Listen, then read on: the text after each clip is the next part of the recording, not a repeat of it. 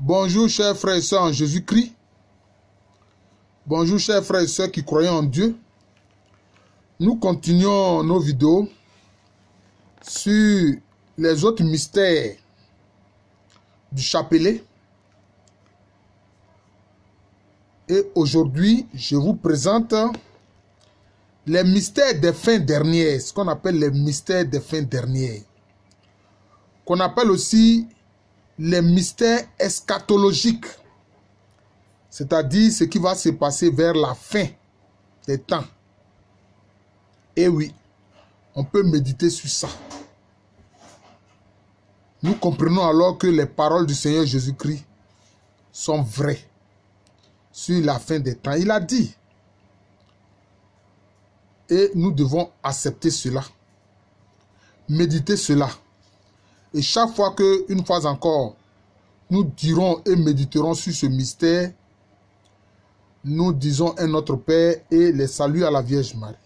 Alors, le premier mystère des fins dernières ou mystère eschatologique, c'est le retour glorieux de Jésus-Christ sur la terre à travers les nuées du ciel. Oui, il est dit dans la parole que au moment où Christ Jésus reviendra dans la gloire, de partout sur la terre, on le verra venir avec gloire et puissance sur les nuées du ciel, accompagné des anges et des archanges. C'est de ça qu'il s'agit. Donc, il faut méditer dessus. Nous sommes sûrs que vers la fin, au moment de l'enlèvement, Jésus-Christ reviendra dans la gloire sur la terre à travers les nuées du ciel. Et il est dit, au moment où il allait faire son ascension, un ange a dit à ses disciples, il dit, mais pourquoi vous restez là à regarder le ciel? Ce Jésus que vous voyez partir là, il reviendra de la même façon. Deuxième mystère des fins dernières, quand Jésus-Christ va revenir, il va juger les vivants et les morts. Et nous disons cela dans, n'est-ce pas, la récitation de la doctrine de la foi. Voilà. C'est cela. Nous disons que Jésus-Christ reviendra dans la gloire pour juger les vivants et les morts. Notamment le symbole des apôtres et puis aussi le symbole de Nicée-Constantinople. Voilà. Jésus reviendra dans la gloire pour juger les vivants et les morts. Il va juger les vivants et les morts. Donc nous méditons cela. Nous faisons un Notre Père et puis les saluts à la Vierge Marie.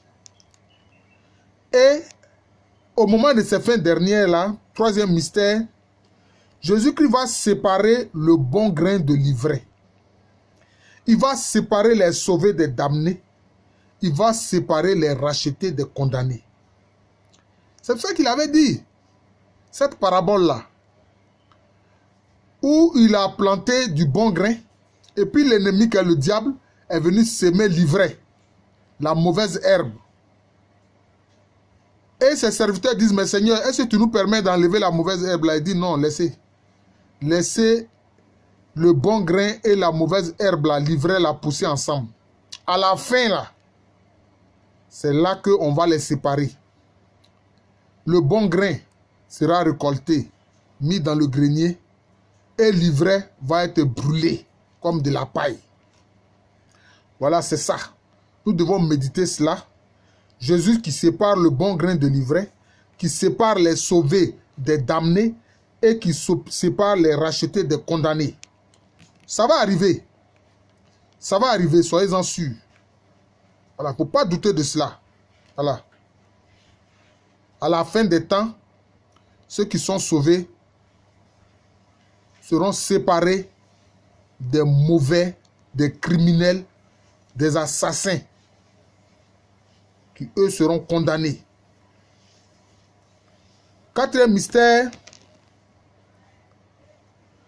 et quand Jésus va séparer les rachetés, il va donner la vie éternelle aux rachetés. Oui, il va donner la vie éternelle aux rachetés. Et puis maintenant, les damnés vont plonger dans la seconde mort, qui est la damnation éternelle.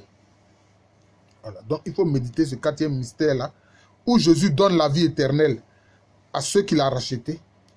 Et ceux qui sont condamnés là, eux, ils vont plonger dans la seconde mort. Voilà. Saint Jean en parle dans son évangile, la seconde mort. Et ceux-là, ils seront dans une damnation éternelle. Il y a des gens qui disent, mais comment c'est fait que pour quelques fautes sur la terre là, on va être condamné éternellement? Ah bon? Tu as entendu la parole? On te dit de faire du bien. De ne pas faire autrui ce que tu n'aimerais pas qu'on te fasse. Tu as dit non. Tu es un enfant de la rébellion. La rébellion contre Dieu. Voilà. Donc ce n'est que la conséquence de ton acte. On ne peut pas accuser Dieu. C'est la conséquence de toi-même ton acte. Parce que tu as décidé les choses ainsi. Cinquième mystère. Après avoir fait cela, Jésus maintenant remet tout pouvoir dans les mains du Père Céleste. Après avoir aussi instauré le règne de Dieu sur le ciel nouveau et la terre nouvelle. C'est ça. Donc à la fin des temps, Jésus-Christ va instaurer le règne de Dieu sur le ciel nouveau, sur la terre nouvelle et remettre tout pouvoir entre les mains du Père Céleste. C'est le cinquième mystère des fins dernières ou des mystères eschatologiques. Voilà. Et chaque fois qu'on médite l'un de ces mystères-là, on fait un Notre Père et les saluts à la Vierge Marie. Je vous remercie. Je suis le frère Jean de l'amour de Jésus. Et à l'état civil, je suis le professeur Alou Kwame René. Merci encore et bon dimanche à tous.